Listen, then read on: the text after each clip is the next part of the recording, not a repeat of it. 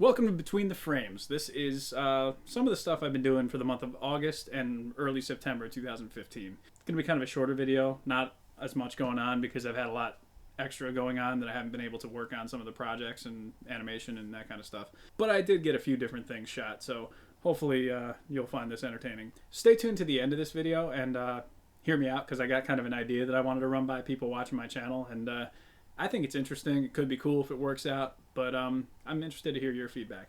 Anyway, check out the video, enjoy, and like I said, stay till the end and kind of give me your feedback on my idea that I'm going to present later on in the video.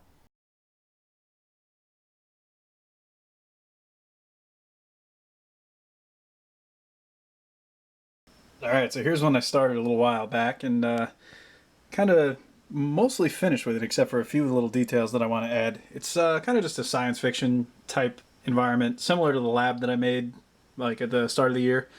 Basically made this to kind of fit in with like mecha's aliens or something like that. So, you know, here's an alien just to see what it's capable of, I guess. I don't know. Seems like he fits pretty well into this type of environment. This thing is just a freestanding piece, by the way, this little column. And let's see what else we got here. Just some things on the wall. I should probably make like a little like air vent looking thing with a you know, like a vent that goes across the whole length of the top.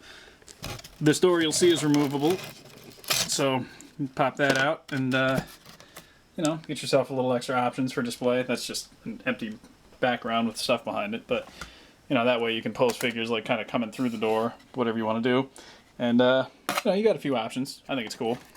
I was really heavily inspired by some of the stuff that Henry Beltran was doing. If you haven't seen his videos, check him out, because he does a lot of kind of indoor warehouse industrial environments. He did an awesome like asylum, like almost like an Arkham type setting. I don't know exactly what I'd call it, but just check out his channel because he does a lot of awesome stuff, and he packs his full of detail too. So I try to take away a little bit of stuff from watching his videos and incorporate some of it into mine. Mine, I think, is a little bit more streamlined just because I'm not quite on his level as far as detailing goes yet. But I do have a cool add-on to this. The reason for this freestanding column is so there can be a ceiling piece that you add. And because of the way this is, it rests on top of the vent right there. And the way these are built, it rests on top of these and on that too. So that way you don't have to worry about magnets in there or anything. And this post right here holds it in place just on that. You may be saying, well, maybe that kind of makes it a little too dark in there. Oh, why don't we just turn the lights on if it's dark? God damn, I'm just too good. Let's see what the alien looks like in here all lit up. Gives you a couple different options, you know, a lot of different display possibilities here.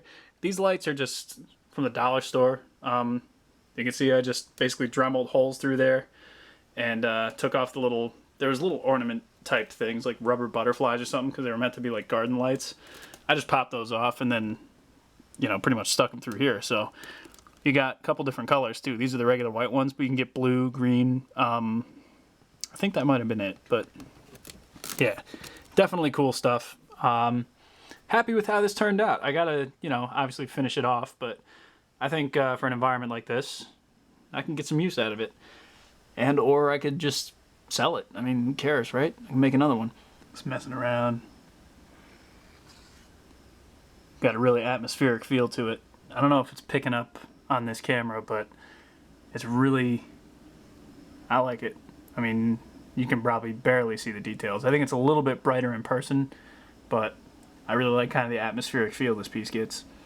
And you can always get in a little bit of extra light too, if you know, if it's maybe a little too much. But I don't know, just messing around. So I've been messing with this Nintendo Godzilla figure, the 8-bit version from NECA. Been messing with this figure a lot since I got it, actually. I really like it. I'm kind of surprised at how much more I like it than I thought I was going to. I didn't think I was going to hate it or anything, but I don't know, having it right here next to my desk, every time I'm messing around on my computer, I always find myself posing this figure and just bending the tail around and trying to get him in different poses, whatever the case. This building is just a piece of foam with some of that plastic grid that I painted like a neon green. The foam is painted blue.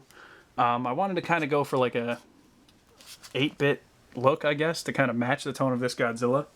Now, video game purists will remind me that He was never in any kind of a city environment in the game. I went over that on my review for this guy, which is probably up by now.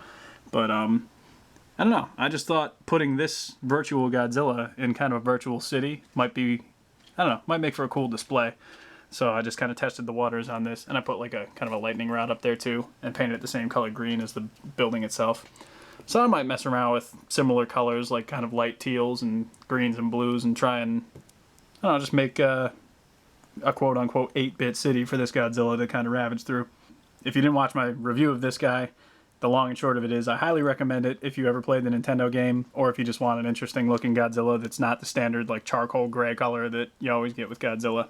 But, yeah, overall, I really dig it. And I might expand on this idea little ways down the line. Hell, maybe even put it into a stop motion. I don't know if I'm going to fit that into my Aftermath series. No real point to it, but, you know, hey, maybe down the line you'll see a different kind of animation.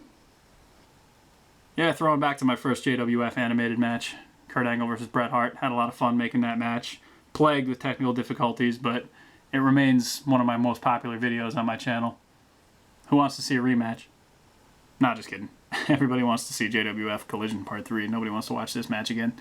As you probably know, if you're a viewer of this channel for any amount of time, I've been working on X-Men Brotherhood Episode 3, and I'm still working on it. I understand that it's taken me a long time, but I'm kind of in the middle of a lot of different things right now as far as like my personal life and work and all that kind of stuff. Nothing bad, by the way. It's not like I'm suffering or struggling or any kind of thing like that, but it's just, you know, just a lot of stuff is happening all at once. That's really all it is. As far as X-Men goes, I'm still working on the episode, and I'm narrowing down, coming to a close here. I'm in kind of the home stretch. Hopefully I'll be able to devote a little bit of time to it at some point very shortly, and kind of get myself back in a groove and really, you know, finish it off. The reason I bring it up in this video is because I thought of a pretty cool idea, and I want to kind of run it by people and just, you know, see what the thought is and if it's worth trying out. I thought maybe it would be a cool idea to do kind of a live premiere of X-Men Brotherhood Episode 3. Like, just pick a night or whatever, the release date, and let people know, like, hey, check out my YouTube channel on this date, at this time. There's going to be a live stream going on, interacting with people, and then at this time, we're going to play the episode. The first time ever, we're going to play X-Men Brotherhood Episode 3. And then, like, you know, the following day, I'll just make it public so everybody can watch it if they don't want to be in the live stream or whatever the case, or if they can't make it. But I think it would be cool because, you know, that would give me a chance to kind of interact with people, play the episode, and then have like kind of a live discussion afterwards where people could ask me whatever they want about the episode, or I can, you know, just get some feedback. Because ultimately, I'm always curious to know what people think of my videos. So, you know, it might be cool to open up a dialogue.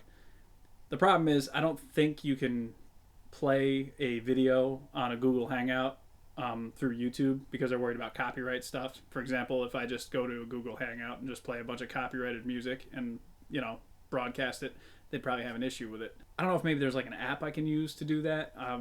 I've tried to look it up on YouTube to see how other people are doing it, and it seems like there's ways that you can download a program that'll let you play it like right from your computer, and it'll kind of transmit over the Google Live Hangout, whatever it is. I don't know. I'm going to look into it a little bit more if there's any kind of interest in it.